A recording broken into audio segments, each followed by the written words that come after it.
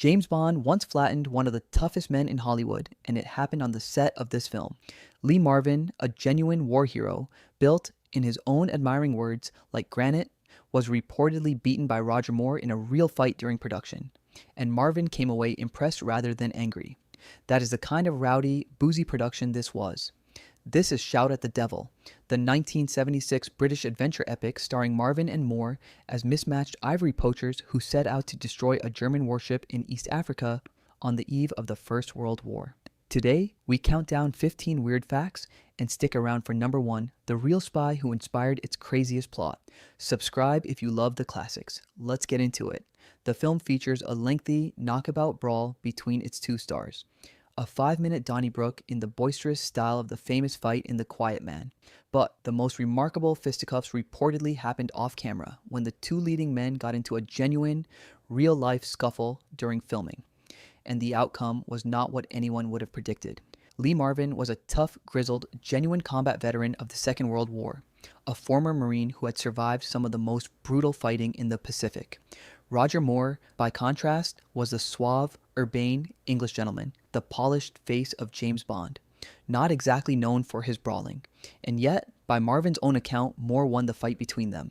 Marvin was reportedly so genuinely impressed by the Englishman's toughness that he paid him a memorable compliment, saying that Moore was built like granite and that nobody would ever underestimate him again. Coming from a man like Lee Marvin, who had seen real combat, that is about as high as praise gets. It is worth appreciating just how surprising this outcome was. Marvin had served as a Marine Scout sniper in the brutal island fighting of the Pacific and had been badly wounded in action, the kind of background that made his tough guy screen image entirely genuine rather than an act. Roger Moore, meanwhile, had built his fame on charm, elegance, and a raised eyebrow. For Moore to come out on top, and for Marvin to respond not with wounded pride, but with genuine admiration, tells you something about both men, and it set the tone for a shoot defined by hard living, mutual respect, and a great deal of alcohol. Lee Marvin's heavy drinking was the stuff of Hollywood legend, and it did not take a holiday during the making of Shout at the Devil. According to accounts from the production, including from Roger Moore himself, Marvin was genuinely, frequently drunk throughout the shoot. Fittingly, he was playing Flynn O'Flynn, a gin-guzzling, hard-drinking, disreputable poacher, so the line between the actor and the role grew wonderfully, alarmingly thin. Marvin's excesses became increasingly visible as filming went on. One observer noted that Marvin behaved more and more like a caricature of himself as the production continued, even developing a habit of turning to leer directly at the camera at the end of each take, seemingly unable to fully rein in his boozy exuberance. Remarkably, director Peter Hunt claimed that although Marvin and Moore would happily socialize and get drunk together in the evenings, the two professionals somehow never turned up with thick heads in the morning. Whatever the truth of that, Marvin's genuine, gin-soaked energy is baked right into the film's most memorable performance.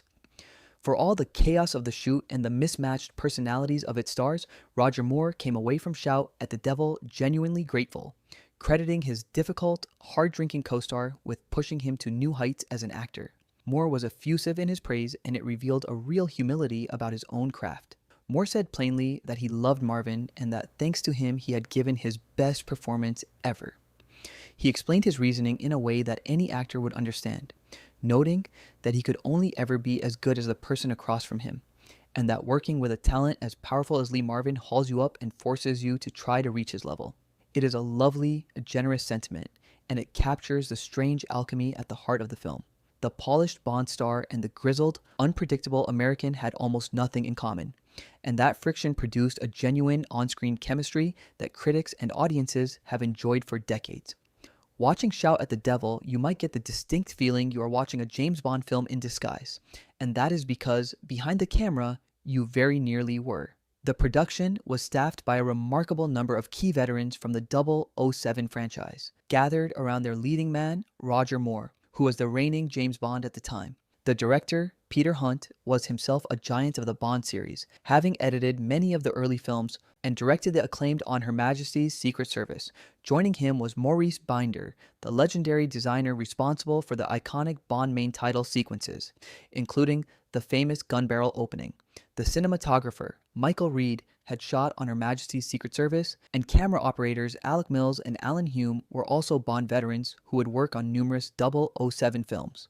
So much Bond talent assembled on one non-Bond adventure gave Shout at the Devil a polished, expensive, globe-trotting sheen that was no accident at all.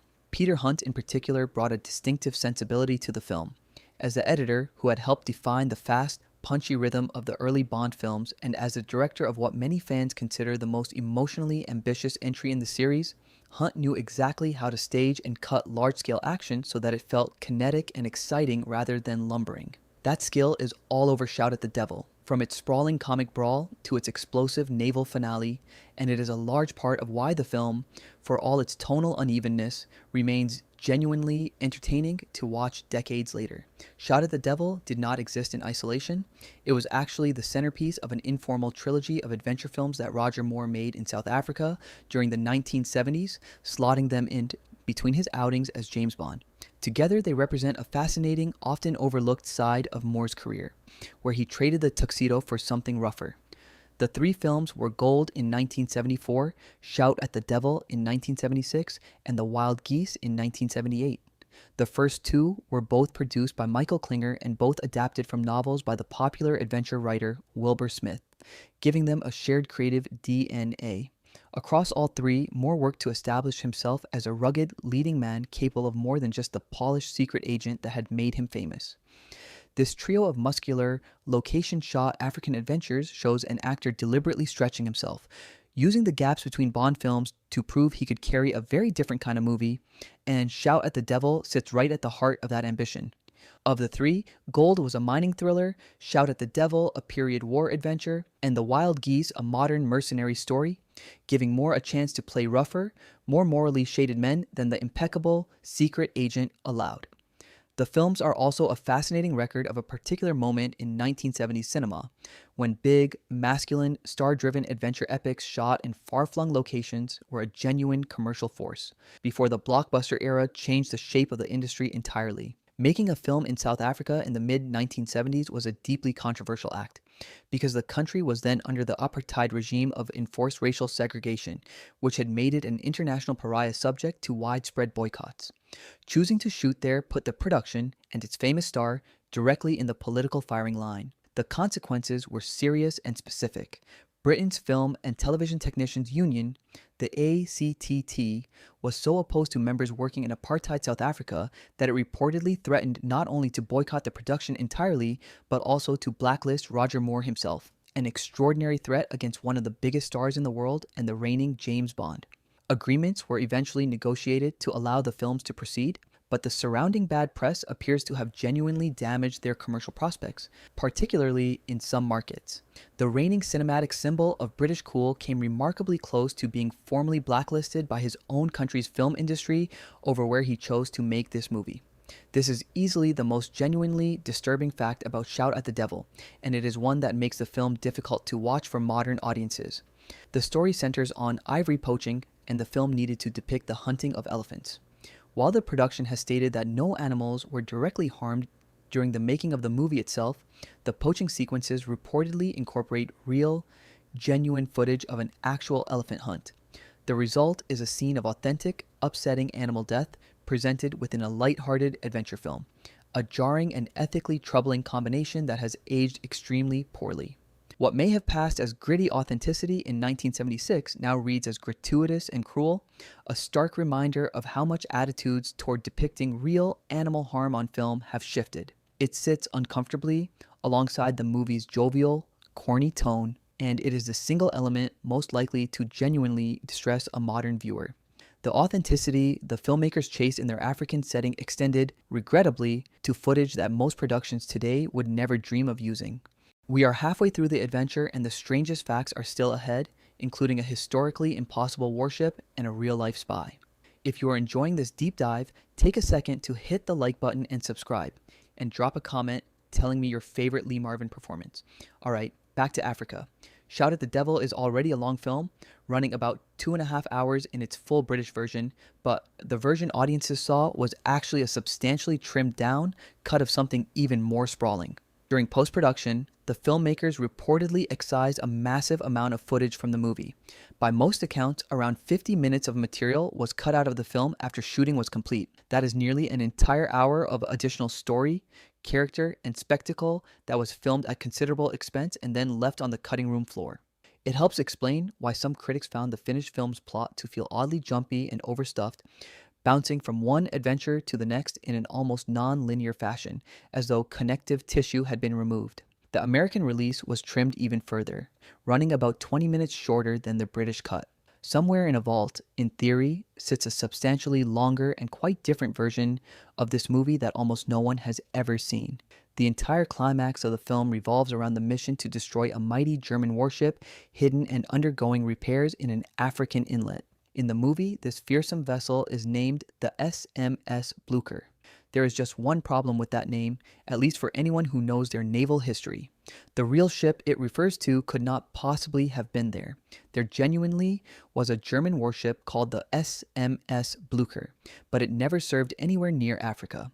In reality, the real Blucher was sunk in the frigid waters of the North Sea at the Battle of Dogger Bank in early 1915, fighting the British fleet thousands of miles from the tropical African coast depicted in the film. The movie's version is a fictional stand-in, borrowing a real and famous name while placing the ship in a completely impossible location. The actual historical events that inspired the story involved a different vessel entirely, one whose genuinely remarkable fate we will come to at number 1. The sweeping, adventurous musical score that lends Shout at the Devil much of its epic, old-fashioned grandeur came from one of the most celebrated film composers who ever lived. The music was written by the great Maurice Jarre, a titan of movie soundtracks whose work defined the sound of the sprawling cinematic epic. Jarre is most famous for his extraordinary Academy Award-winning collaborations with director David Lean, having composed the unforgettable scores for monumental classics like Lawrence of Arabia and Dr. Zhivago, music so iconic it is instantly recognizable even to people who have never seen the films. Having a composer of Jarre's towering stature attached to a rollicking Lee Marvin adventure speaks to the genuine ambition and budget behind Shout at the Devil.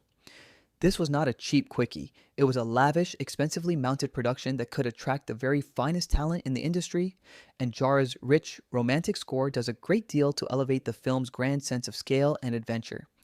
Tucked into the supporting cast of Shout at the Devil, in the role of Flynn's loyal, mute manservant Mohammed, is an actor who would go on to become one of the most respected and beloved performers of his generation. At this stage, however, he was still years away from the roles that would make him a household name. That actor was Ian Holm. In the years and decades following this film, Holm would deliver a string of unforgettable performances, including the treacherous android Ash in Ridley Scott's Alien, an Oscar-nominated turn in Chariots of Fire, and, most famously to modern audiences, the beloved Hobbit Bilbo Baggins in Peter Jackson's The Lord of the Rings and The Hobbit films. Spotting a young Ian Holm here in a modest supporting part in a 1976 adventure romp is a genuine treat for film fans.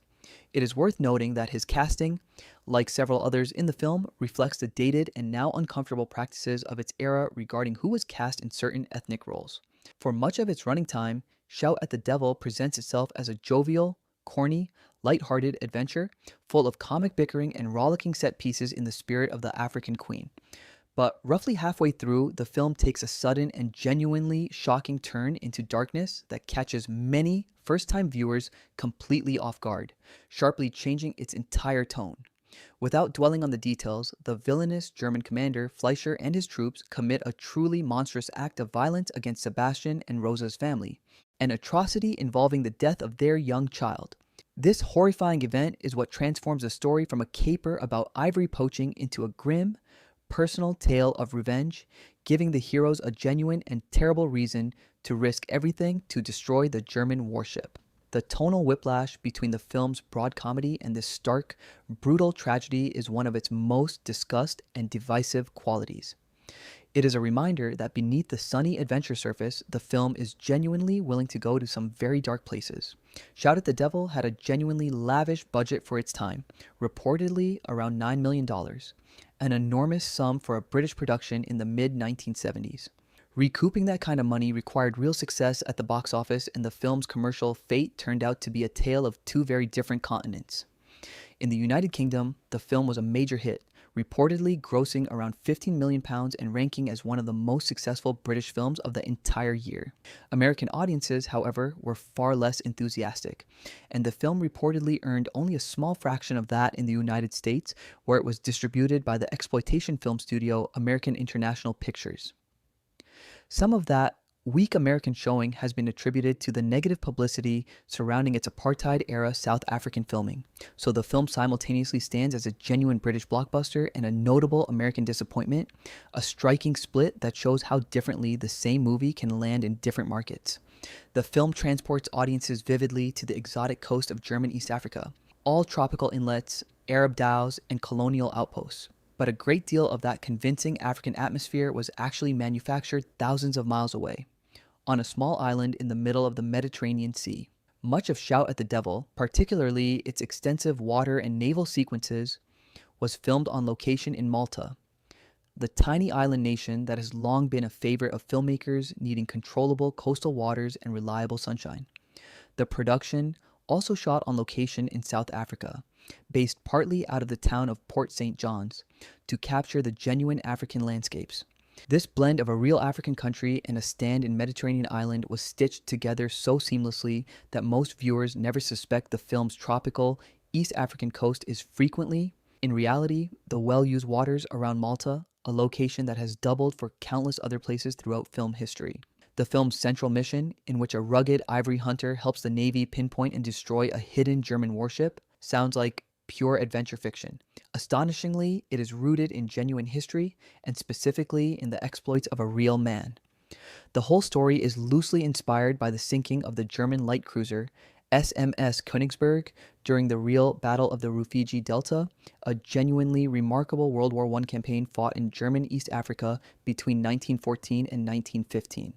The Königsberg had taken refuge deep in the maze of the Rufiji Delta, where large British ships could not easily reach it. And here is the astonishing real-life detail that inspired the film's hero. A real ivory hunter named P.J. Pretorius reportedly went right up to the hidden warship in disguise and carefully paced out the ranges and distances, gathering the crucial intelligence the Royal Navy needed to accurately target the vessel. The British then sent in shallow draft gunboats known as monitors, vessels that had originally been built for the Brazilian Navy before being taken over by Britain, which finally inflicted enough damage that the Germans scuttled their own ship. A real hunter really did spy on a real hidden warship, and that true, almost unbelievable act of daring is the seed from which this entire rollicking adventure grew. The wider campaign was every bit as extraordinary as the film suggests. For most of a year, a single German cruiser tied down a large portion of the Royal Navy's attention, forcing the British to improvise wildly, even bringing in aircraft to try to spot the elusive ship from above. The eventual solution, dragging shallow draft monitors originally destined for Brazil halfway around the world to creep into the Delta, is exactly the kind of desperate, inventive warfare that makes the Rufiji Delta campaign one of the strangest and most cinematic episodes of the entire First World War. No screenwriter could invent a better story, which is precisely why Wilbur Smith built a novel, and the filmmakers built a movie around it. So there you have it.